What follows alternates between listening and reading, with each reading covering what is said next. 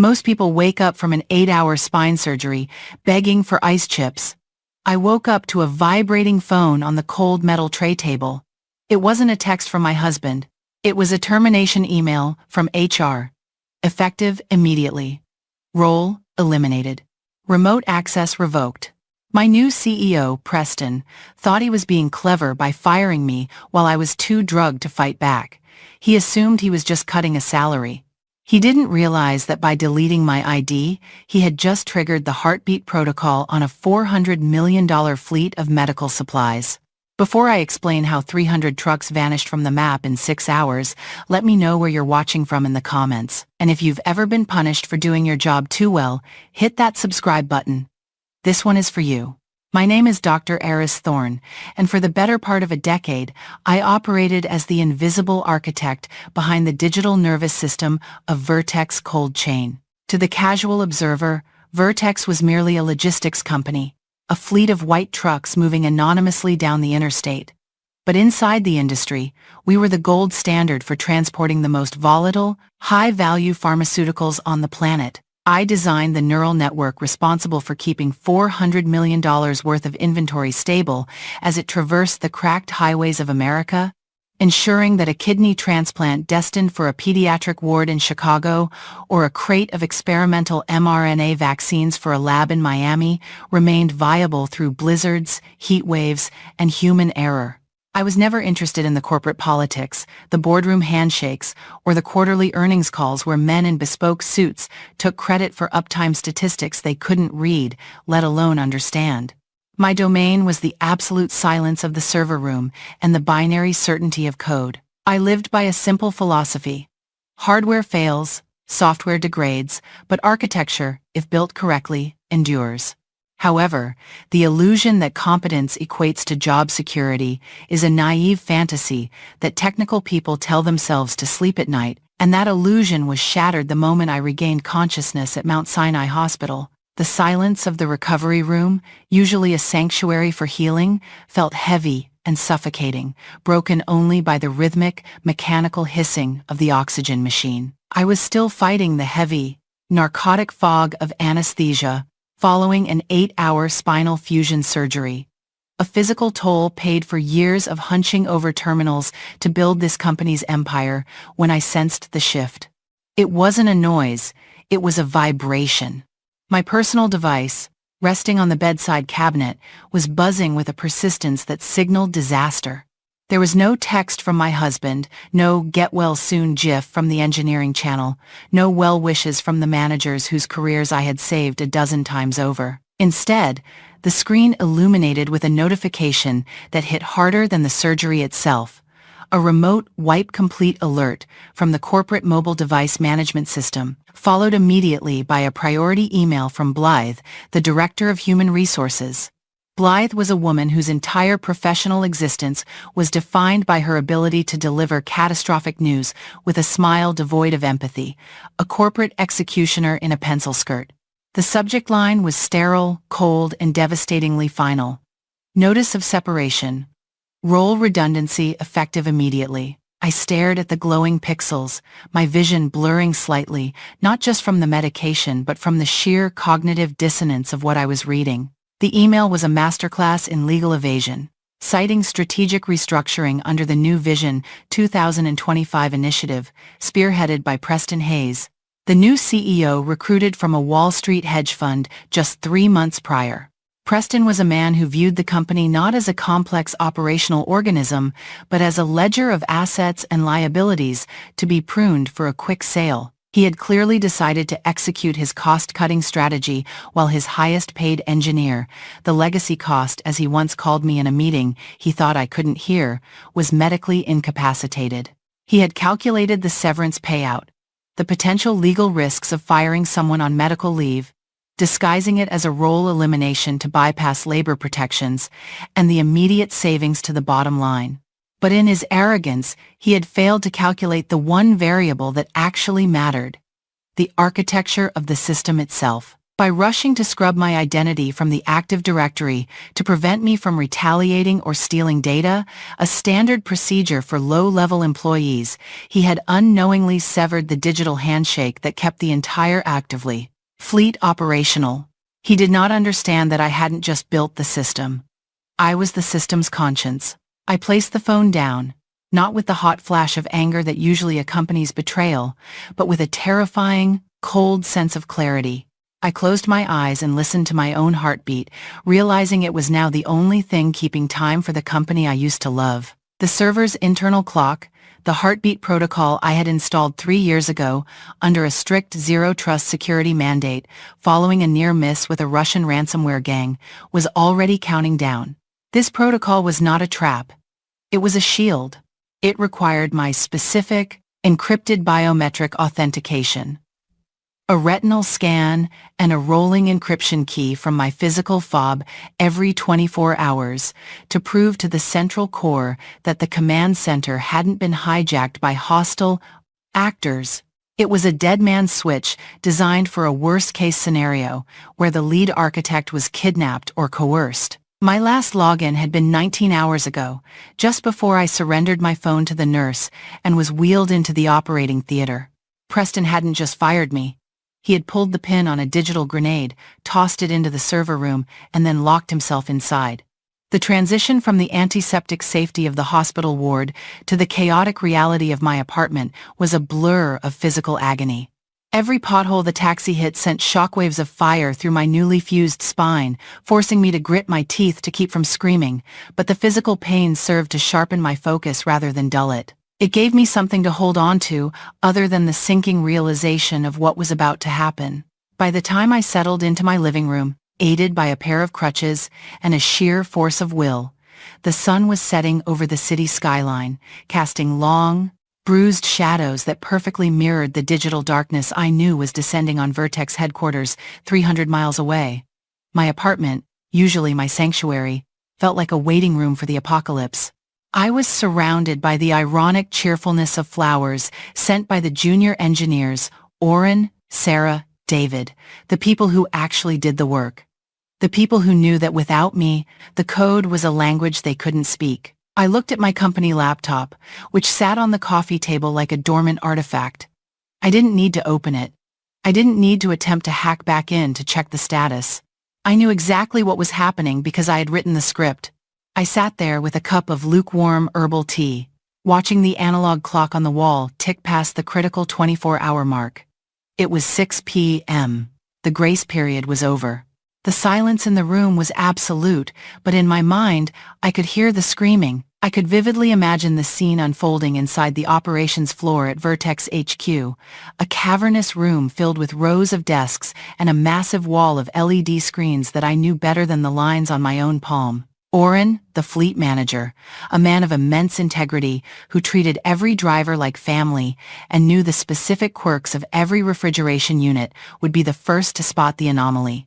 The massive map, usually a comforting, pulsing web of green tracking lines spanning from the distribution hubs on the East Coast to the pharmacies in the Midwest, would begin to fracture. It wouldn't be a dramatic explosion or a sudden black screen, which would have been easier to diagnose as a power failure. No, this would be a slow, creeping rot.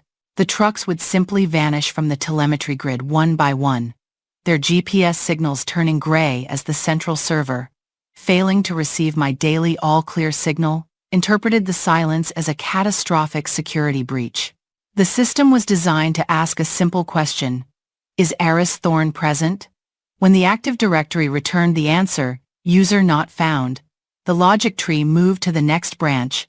Assume hostile takeover. At that very moment, Preston Hayes was likely standing in his plush, glass-walled office overlooking the floor, perhaps holding a glass of sparkling water, preparing for a self-congratulatory speech to the board of directors about the efficiency of his new lean management structure. He would be rehearsing his buzzwords, synergy, optimization, headcount reduction, when Oren inevitably burst into the office, breathless and panic-stricken, sweat beading on his forehead, reporting that they had lost contact with the entire Eastern Seaboard fleet. Preston would dismiss it. I knew his psychological profile intimately. He was a narcissist who believed reality was negotiable if you had enough authority. He would wave a dismissive hand, annoyed at the interruption, and attribute the blackout to a solar flare, a service provider outage, or a minor glitch in the cloud provider, anything, to avoid admitting that firing the lead architect without a handover procedure was an act of professional suicide. He would bark in order to just reboot the servers, the universal refrain of the technologically illiterate executive who thinks a server rack is just a big Wi-Fi router. He didn't know. He couldn't know, because he never read the technical documentation I sent him, that restarting a system in a pre-lockdown state is the digital equivalent of trying to force open a bank vault with a crowbar. The moment the IT team executed that reboot command, they wouldn't reset the system, they would confirm its worst fears. The heartbeat protocol would interpret the forced restart not as maintenance, but as an attempt by the intruders to bypass the security layer. This was the trigger for Phase 2, the lockdown. Out on the interstate highways, the consequences of Preston's arrogance were shifting from digital signals to physical reality. Inside the cabs of 300 massive tractor trailers, drivers hauling chemotherapy drugs, organ transplants, and rare vaccines would suddenly feel their vehicles rebel against them. These were modern trucks, integrated with the Vertex Smart Haul system that allowed for remote diagnostics and efficiency tuning. But now, that integration was a curse. The engine governors would engage, smoothly but firmly decelerating the rigs, capping their speed at 5 miles per hour and forcing them to pull over to the shoulder of the road to avoid causing accidents.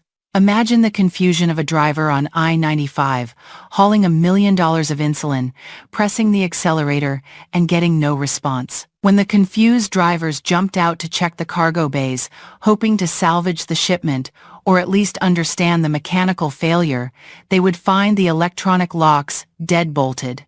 The external control panels on the trailers, usually displaying a friendly green temperature reading, would be flashing a stark, unforgiving red warning. Security lockdown initiated. Contact administrator. The horror of the situation was in the refrigeration units. These units were powered by the truck's main engine and a backup generator. However, the lockdown protocol was designed to thwart thieves who might steal a truck and park it in a warehouse to strip it. To prevent the thieves from keeping the goods fresh while they cracked the safe, the system automatically switched the cooling units to battery conservation mode. This was a fail-safe designed to keep the cargo cold for exactly 4 hours, enough time for police recovery before shutting down to prevent the truck's main battery from dying and stranding the vehicle permanently. 4 hours. That was the timeline. $400 million of life-saving science was now ticking away on a battery timer, and the only person with the encryption key to override the lockdown was sitting in a dark living room with a fused spine, unemployed, and legally barred from touching a keyboard. My phone began to ring again, this time from the Tier 1 escalation channel, the specific ringtone assigned to the emergency uplink that only activated during national disasters. I let it ring. I watched the name flash on the screen, likely a terrified junior technician named Kevin or Sarah, realizing that the override codes were tied to my retina scan, not a password written on a sticky note under a keyboard. I didn't answer. I took a sip of tea, the ceramic mug warm against my cold hands.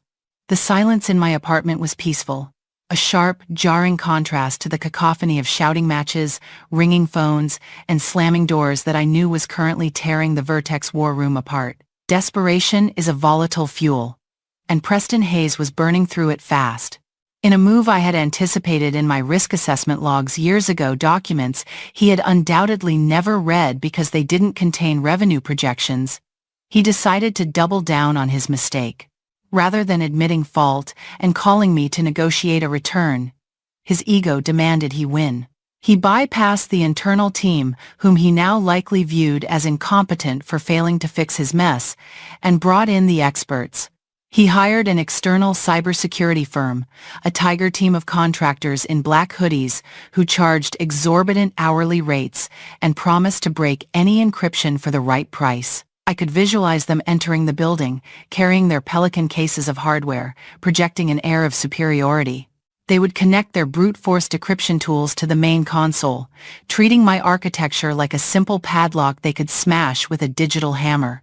They didn't understand that the system was built on a foundation of patient privacy and FDA compliance. I had built it to assume that any brute force attempt was an act of corporate espionage or foreign data theft. The moment their software attempted to overwrite the root access files to regain control of the trucks, the heartbeat protocol executed its final, nuclear option. To prevent data theft by these perceived intruders, the system initiated a total purge of the compliance logs. In the pharmaceutical logistics industry, these logs are the holy grail. They are the second-by-second digital records proving that the medicine never dropped below or rose above the required temperature range. Without that digital audit trail, the physical reality didn't matter. Even if the drugs were still cold, even if the ice hadn't melted yet, without the logs proving the chain of custody, the inventory was legally considered adulterated. It was unsafe for human use. It was garbage. By trying to force the door open, Preston hadn't just locked the trucks, he had incinerated the value of the cargo without lighting a single match. The fallout was immediate and spilled into the public domain with the speed of a viral infection. By 8:30 p.m., the story had leaped from the terrified internal Slack channels to the global news cycle. My laptop, still closed on the table, buzzed with notifications from news aggregators and stock alerts. Medical supply chain crisis looming. Read one headline from Bloomberg. Hospitals report missing deliveries of critical care drugs. Read another from CNN. Then, the financial hit. Vertex Logistics stock plunges 18% in after-hours trading. I opened the industry forum, a private, invite-only digital watering hole where senior engineers and logistics managers gathered to trade war stories, and saw the speculation running wild. People were blaming Russian hackers, Chinese spyware, or a massive infrastructure collapse due to solar flares. But then I saw the narrative Preston was trying to spin. Anonymous sources from Vertex management were quoted in tech blogs, suggesting that a disgruntled ex-employee had planted a logic bomb and sabotaged the network. He was trying to frame me. He was trying to paint me as a cyber terrorist to cover up his own negligence. It was the moment I had been waiting for. I knew I couldn't stay silent, but I also knew that engaging in a shouting match with a CEO would look defensive. I needed to speak the language of evidence. I logged into my old, dormant Twitter account, which I used mostly to follow space launches, and prepared a single post. I uploaded an image I had prepared in my mind 1,000 times, a simple, redacted screenshot of two documents side by side. On the left was the PDF of my termination letter from Blythe, clearly time-stamped at 10:42 a.m., during the hours I was unconscious in the recovery room. On the right was a highlighted paragraph from the company's own Safety and Compliance Manual page 42, Clause 9A document signed by the entire board. It explicitly stated, revocation of lead architect credentials without a 48-hour biometric handover period will result in immediate fleet lockdown to preserve data integrity. I captioned the image with one sentence, devoid of emotion or exclamation points. You cannot fire the foundation and expect the building to stand. I hit post. The internet did the rest. Within minutes, the narrative shifted from sabotage to gross negligence. Tech influencers, legal analysts, and industry peers dissected the post. The world realized that the ghost in the machine wasn't haunting the company. The company had exorcised the only spirit keeping it alive. The silence in my apartment was no longer lonely. It was the heavy, pregnant silence of absolute leverage. The digital fallout from my public disclosure was instantaneous, traveling through the fiber optic veins of the financial world with a speed that made the physical trucking fleet look prehistoric. Within 20 minutes of my screenshot hitting the public domain, the carefully constructed narrative that Preston Hayes had fed to the media, the fiction of a rogue, vindictive employee holding the company hostage, collapsed under the undeniable weight of his own signature on the safety manual. The internet does not forgive, but more importantly, the stock market does not tolerate liability. I watched the financial news ticker on the corner of my television screen as Vertex cold chain began to hemorrhage value, the red arrow pointing downward like a dagger, shedding millions of dollars in market capitalization with every passing second. The board of directors, A group of shadowy figures who usually preferred to count their dividends in silence were undoubtedly screaming into their encrypted phones at that very moment, demanding answers that Preston simply did not have. He could not claim ignorance because I had posted the proof of his negligence. He could not claim sabotage because I had posted the protocol he had authorized. He was a captain who had not only steered the ship directly into an iceberg, but had also thrown the lifeboats overboard to save weight on the manifest. The heavy silence in my apartment was broken not by a phone call. Preston knew better than to call me now, but by the aggressive, desperate buzzing of the intercom system from the lobby. I checked the security camera feed on my tablet. It was him. Preston Hayes was standing in the vestibule, and the physical transformation was stark enough to be shocking. The man who had fired me via a sterile email while I was unconscious, the man who wore bespoke Italian suits like armor and spoke in hollow buzzwords about synergy and optimization, now looked like a man who had been running from a physical fire. His tie was loosened and crooked. His hair was disheveled, as if he had been running his hands through it for hours. And even through the grainy black and white video feed, I could see the sheen of cold sweat on his forehead. He wasn't there to negotiate from a position of strength. He was there because he had run out of lies. I pressed the button to buzz him in. I did not stand up to greet him. My spinal recovery did not allow for dramatic gestures, nor did he deserve them. I remained seated in my armchair, the heavy medical brace around my torso, acting as a physical reminder of the vulnerability he had tried to exploit. When he entered my apartment, the air seemed to leave the room, replaced by a frantic, nervous energy. He looked at the crutches leaning against the wall, then at me, and for a fleeting second, I saw a flicker of shame in his eyes before raw desperation took over. He didn't sit down. He paced the small rug in my living room, filling the quiet space with the nervous ticking of a human bomb about to detonate. "You need to stop this, Eris," he said, his voice raspy, lacking the smooth, commanding baritone he used in board meetings. "The shareholders are panicking. The stock is in freefall. The Food and Drug Administration has agents at the distribution hubs in New Jersey and Atlanta. They are threatening to seize the entire fleet under federal emergency protocols. You are destroying this company." I looked at him calmly, taking a slow, deliberate sip of my tea, letting the silence stretch until it became uncomfortable. "I am not doing anything, Preston," I replied, my voice steady and low, devoid of the anger he probably expected. "I am currently unemployed. I am sitting in my living room recovering from major surgery. The system is simply following the exact protocols that you authorized when you signed the safety charter 3 months ago. You eliminated the role of the lead systems architect. The system merely noticed that the architect was gone and locked the doors to protect the house. This is not destruction. It is security. It is the machine doing exactly what it was told to do." He stopped pacing and slammed his hand on my dining table, a flash of his old arrogance breaking through the panic. "It is extortion!" he shouted, his face flushing red. "You rigged it! You set a trap so we couldn't fire you." I set my tea down, the ceramic clinking softly against the coaster. "I built a safety mechanism," I corrected him, my eyes locking onto his until he flinched. "A trap is designed to catch the innocent.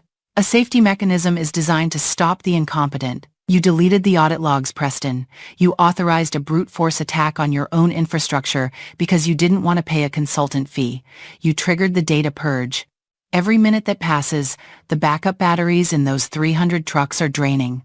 When they die, the refrigeration units fail. When the units fail, $400 million of inventory becomes toxic waste. And you will be the one explaining to the parents of leukemia patients why their medicine didn't arrive." He went pale. The reality of the human cost, or perhaps the reality of the impending class action lawsuits, finally pierced his ego. He collapsed onto the sofa opposite me, burying his face in his hands. The room was silent again, save for the ticking clock on the wall. The 4-hour battery window was closing. We had less than 40 minutes before the fleet went dark permanently. "What do you want?" he whispered, his voice muffled by his hands. "Do you want your job back? Is that it? I'll reinstate you. Double salary. Stock options. I'll give you a corner office. Just turn it back on." I looked at him with genuine pity. He still didn't understand the dynamics of the situation. He thought this was about employment. He thought I wanted to return to a place that treated me as disposable, a place where loyalty was repaid with a pink slip during surgery. I don't want my job, Preston, I said, my voice hardening. I don't want to work for a man who fires people on operating tables. That bridge is not just burned, it is ash. I have no interest in rebuilding it. I reached for my tablet and slid it across the coffee table toward him. On the screen was a simple, 3-page consulting contract I had drafted while waiting for him to arrive. However, I continued, I am willing to offer my services as an independent external consultant for a one-time crisis management intervention. My company, Thorn Security, is open for business. He looked at the tablet, his eyes scanning the document, blinking rapidly as if trying to clear a mirage. His face turned a shade of gray I had never seen before. $8 million?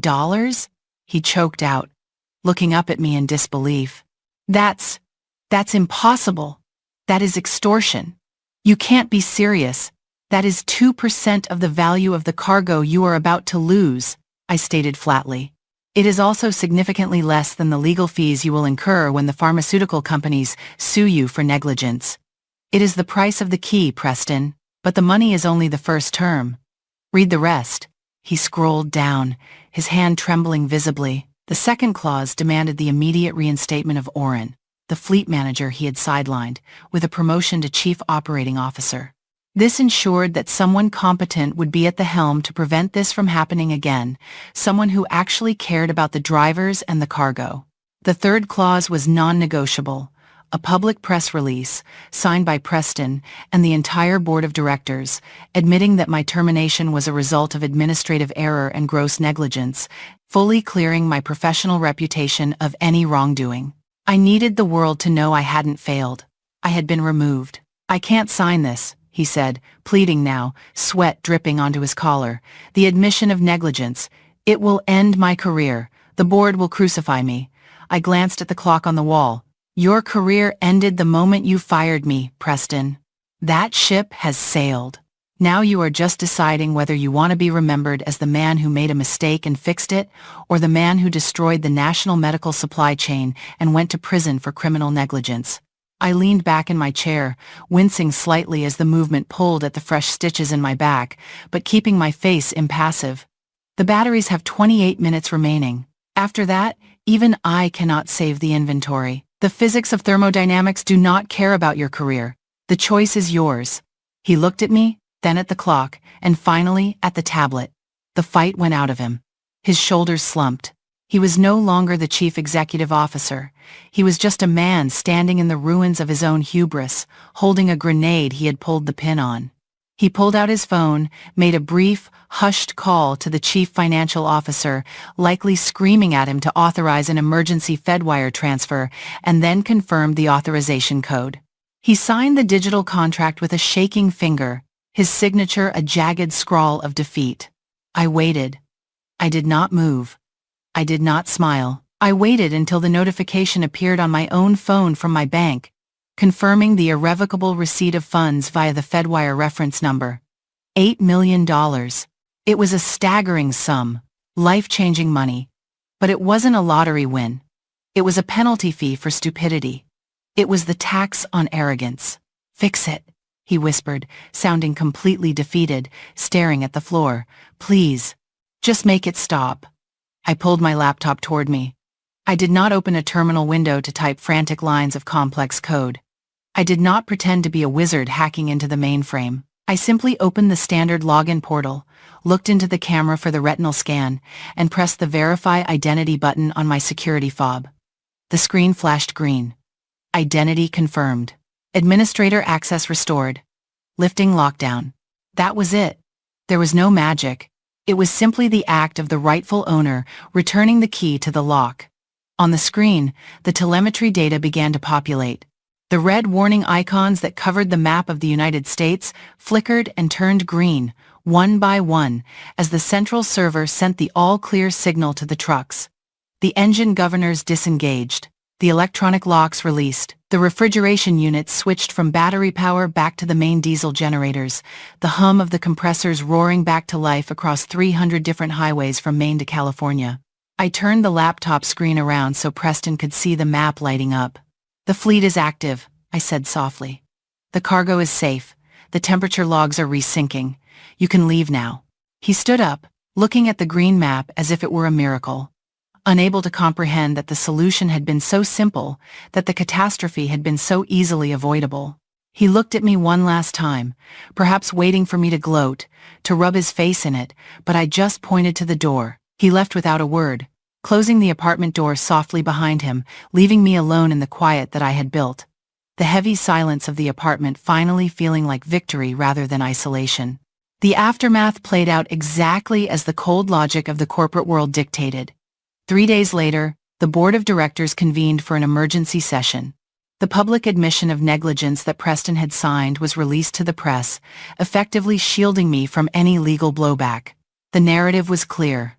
I was the hero who stepped in to fix a management disaster.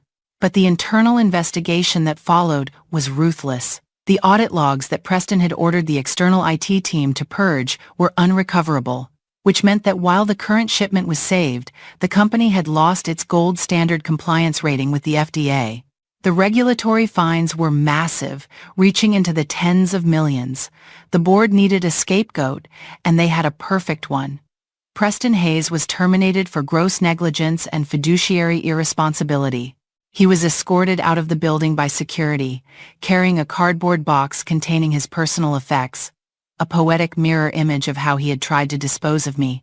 Because the logistics industry is small and people talk, he was effectively blacklisted. No reputable firm would hire a CEO who had deleted his own safety records to save face. He didn't just lose his job, he lost his standing in the world. He retreated to a house in the Hamptons, sending cease and desist letters that no one read, a king in exile with no kingdom. As for the company, it survived, but only just. Orrin, true to the terms of the contract I forced Preston to sign, was promoted to Chief Operating Officer. His first official act was to fire Blythe, the HR director who had processed my termination, citing a failure to perform due diligence on critical personnel contracts. Under Orrin's leadership, the company began the slow, painful process of rebuilding trust with its clients. And they needed help. They needed a security infrastructure that was robust, transparent, and immune to executive tampering. They became the first client of my new consultancy firm, Thorn Security Architecture. I didn't go back to the office. I didn't return to the cubicle or the fluorescent lights. I worked from my home, on my own terms, setting my own rates, which were triple what my salary had been. 3 months later, I sat on my balcony, watching the city traffic below, a warm cup of coffee in my hands. My back was healing, the brace was gone, and the pain had faded to a dull, manageable memory. I opened my laptop to check the morning reports. The Vertex fleet was moving smoothly. Thousands of green dots pulsing on the map, carrying life-saving medicine to people who would never know my name. A notification popped up. A royalty payment from Vertex for the continued licensing of the Heartbeat protocol. It was a passive income stream that would last for years, ensuring that I would never have to worry about role redundancy again. I closed the laptop and looked out at the horizon, watching the sun glint off the skyscrapers. Preston had thought power came from the title on a business card or the size of a corner office. He thought power was the ability to fire people. He was wrong. Power is not about who sits in the chair. Power is about who holds the keys to the room. He had tried to erase me, to make me obsolete, to turn me into a ghost. But in the end, he had simply funded my freedom. I took a sip of my coffee, finally enjoying the silence, knowing that somewhere out there on the highway, the engines were humming a tune I had written, and this time, no one, not even a CEO, would ever be able to turn it off. The system was perfect, and for the first time in my life, so was the silence. Real power isn't about who shouts the loudest in the boardroom, it's about who holds the keys when the lights go out. Preston learned too late that silence isn't a sign of weakness. It is the sound of leverage waiting to be applied. To anyone who has ever been undervalued, dismissed, or treated as a line item, remember this. You don't need to burn the bridge to prove a point. Sometimes, you just need to remind them who built the foundation. If this story spoke to you, hit that like button, share your own experience in the comments, and send this to someone who needs to remember their true value today.